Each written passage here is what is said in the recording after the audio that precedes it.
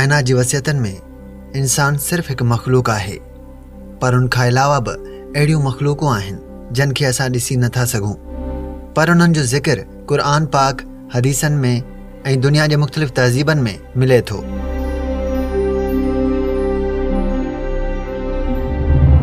जिन्हनि जो ज़िक्र क़ुर पाक में वाज़ह तौर ते थियल आहे।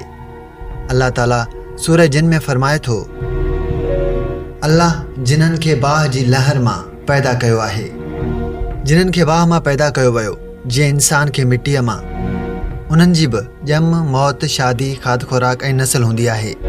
उन्हनि में बि मुस्लमान, काफ़िर, नेक ऐं बद हूंदा आहिनि। इस्लामी रवायतनि ऐं मुहक़क़नि मुताबिक़ जिन्हनि जूं मुख़्तलिफ़ क़िस्मूं आहिनि। आम जिन जेके इंसानी दुनिया खां परे रहंदा आहिनि।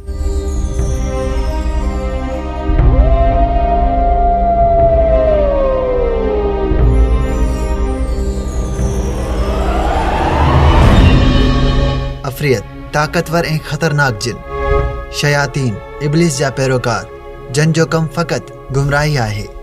मार्द, नाफ़रमान ऐं गुस्ताख़ जिन जेकी जादूगरनि सां लाॻापियल थियनि था। जिन्हनि जो पंहिंजो अलहदा जहान आहे। उहे झंगलनि, वीराननि, खंभनि, बाहनि, वीरान घरनि ऐं बाथरूमनि में रहनि था। उन करे इस्लाम असांखे सफ़ाई ऐं दुआ जी सख़्त हिदायत करे थो। कॾहिं कॾहिं जिन इंसाननि सां राब्तो कनि था। कुझु इंसाननि खे तकलीफ़ ॾियणु, किन ते असर रखणु ऐं किन सां राब्तो बि क़ाइमु कनि था। नबी करीम सल्लल्लाहु अलैहि वसल्लम फरमायो आहे, शैतान इंसान जी रत में गर्दिश करे थो जीअं रत गर्दिश करे थो। जिन जादूगरनि जी मदद सां बि इंसानी ज़िंदगीअ में दख़ल अंदाज़ी कनि था। उहो ई सबबु आहे जो जादू ऐं जिन्हनि जो पाण में वेझो तालुक़ु आहे। इस्लाम असांखे जिन्हनि जे शर खां बचण लाइ केतिरा ई तरीक़ा सेखारिया आहिनि। हर कम जी शुरूआत में बिस्मिल्लाह सां कमु करणु, सुबुह शाम रब पाक जो ज़िक्र करणु, सूरह नास, सूरह फलक, सूरह बकरा जो विर्द करणु, सफ़ाई जो ख़ासि ख़्यालु रखणु। आम हालतनि में जिन इंसाननि जी अखियुनि खां लिकियल हूंदा आहिनि, पर अल्लाह जी इजाज़त सां कुझु हालतनि में ज़ाहिर बि थियनि था।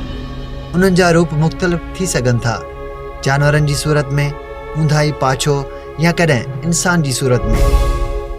दुनिया जी हर तहज़ीब में जिन्हनि बाबति किस्सा मौजूदु आहिनि। अरब, सिंध, हिंदुस्तान, चीन, यूरोप, हर क़ौम वटि ख़ौफ़नाक दास्तान आहिनि। कुझु हक़ीक़ी, कुझु फ़र्ज़ी, पर सभु ख़ौफ़, तजस्सुस ऐं राज़ सां भरपूर आहिनि। जिन्हनि जी दुनिया हिकु अहिड़ो राज़ आहे जेको अल्लाह ताला जे हिकमतनि मां हिकु आहे। असांजो कमु आहे त दीन जी तालीमात ते अमल करियूं, रब पाक जो ज़िक्र करियूं ऐं अहिड़नि मख़लूकनि खां परे रहूं। यादि रखो, ख़ौफ़ न पर यकीन, ईमान ऐं हिफ़ाज़त जी दुआ इंसान जो असुलु हथियार आहे। अल्लाह खां डिॼो, जिन्हनि खां न ईमान रखो, हू हिफ़ाज़त कंदो।